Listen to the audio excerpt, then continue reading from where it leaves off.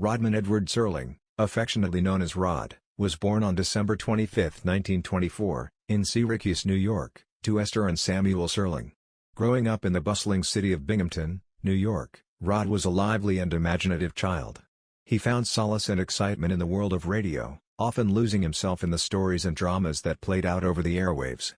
This early fascination with storytelling would become a defining element of his life and career. Rod's interest in performance and writing blossomed during his high school years. He was an active member of the drama club, where he not only acted but also began to experiment with writing his own plays. His talent was evident early on, and he soon became known for his ability to craft compelling narratives. After graduating from Binghamton High School in 1943, Serling enlisted in the U.S. Army, eager to serve his country during World War II. Serling's wartime experiences were harrowing and transformative. Serving as a paratrooper in the 511th Parachute Infantry Regiment of the 11th Airborne Division, he saw combat in the Pacific Theater, including the Battle of Leyte and the liberation of Manila. The brutality and chaos of war left an indelible mark on Serling. He witnessed the deaths of many of his comrades, experiences that haunted him for the rest of his life. These events deeply influenced his worldview, instilling in him a profound understanding of the fragility and preciousness of human life. After returning from the war, Serling pursued his passion for storytelling by enrolling at Antioch College in Yellow Springs, Ohio. There, he studied literature and worked at the college's radio station, where he wrote, directed, and acted in numerous radio programs. This hands-on experience was invaluable, allowing him to hone his skills and develop his unique voice as a writer. Serling graduated with a Bachelor of Arts degree in 1950 and soon after, began selling scripts to various television anthology series. His big break came with the teleplay Patterns, which aired in 1955 on the Kraft Television Theater. The story, a scathing critique of corporate greed and power, was a resounding success, earning Serling his first Emmy Award. Patterns was a revelation. It showcased Serling's talent for blending social commentary with compelling drama, a formula that would define much of his later work. In 1959, Serling created The Twilight Zone, a television series that would cement his legacy as a master storyteller. The show was a groundbreaking anthology series that explored the realms of science fiction, fantasy, and horror. Each episode, introduced and concluded by Serling himself, offered a self-contained story with a twist ending that often highlighted moral or philosophical dilemmas. Serling's introductions, delivered in his distinctive voice, became iconic, setting the stage for the strange and thought-provoking tales that followed. The Twilight Zone ran for 5 seasons, producing 156 episodes, many of which are considered classics today. Serling's ability to weave complex narratives that addressed pressing social issues, such as racism, war, and the human condition, was unparalleled.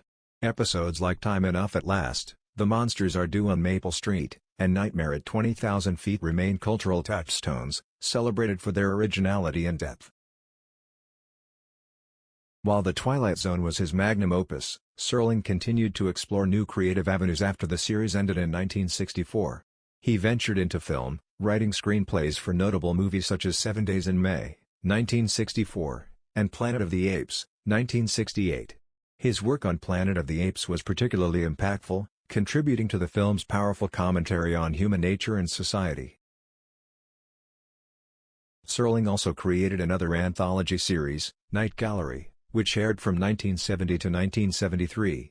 While it never achieved the same acclaim as The Twilight Zone, Night Gallery allowed Serling to continue exploring the macabre and supernatural themes he loved. The series featured many memorable episodes, some of which Serling wrote himself, blending his trademark social critique with chilling tales of horror.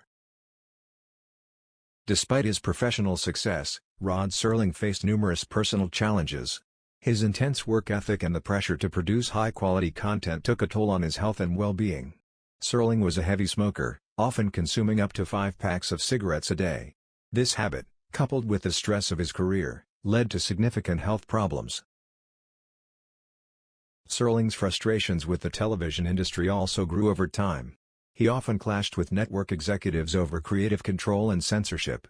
These battles left him feeling disillusioned and constrained, as he struggled to balance his artistic vision with the commercial demands of the industry. In 1975, Serling's health took a severe turn for the worse. He suffered a minor heart attack while on vacation, which was followed by a second, more serious heart attack on June 28, 1975. He was rushed to Strong Memorial Hospital in Rochester, New York, where he underwent a 10-hour open-heart surgery. Despite the efforts of the medical team, Serling did not survive the operation. He passed away on June 28, 1975, at the age of 50. Serling's death was a profound loss to the world of entertainment. He had revolutionized television, pushing the boundaries of what the medium could achieve and leaving an indelible mark on popular culture. His ability to tackle complex social issues through compelling storytelling set a new standard for television writers and producers. Rod Serling's impact on television and storytelling remains as powerful today as it was during his lifetime.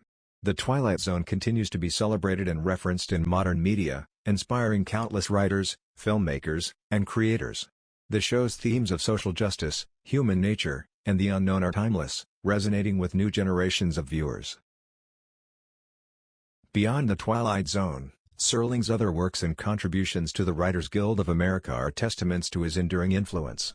His storytelling techniques, particularly his use of twist endings and moral lessons, have become staples of the genre. Serling's commitment to addressing social issues through his writing remains a guiding light for those who seek to use their craft to effect change. Rod Serling's life was a testament to the power of storytelling. From his early days in Binghamton, where he first discovered his love for drama, to his wartime experiences that shaped his worldview, and finally to his groundbreaking work in television, Serling's journey was one of passion, creativity, and relentless pursuit of truth. His stories, filled with moral questions and explorations of the human condition, continue to challenge and inspire us. As we reflect on Rod Serling's life and legacy, we are reminded of the profound impact one person can have on an entire industry. Serling's ability to blend entertainment with social commentary created a new dimension in storytelling, one that transcends time and space.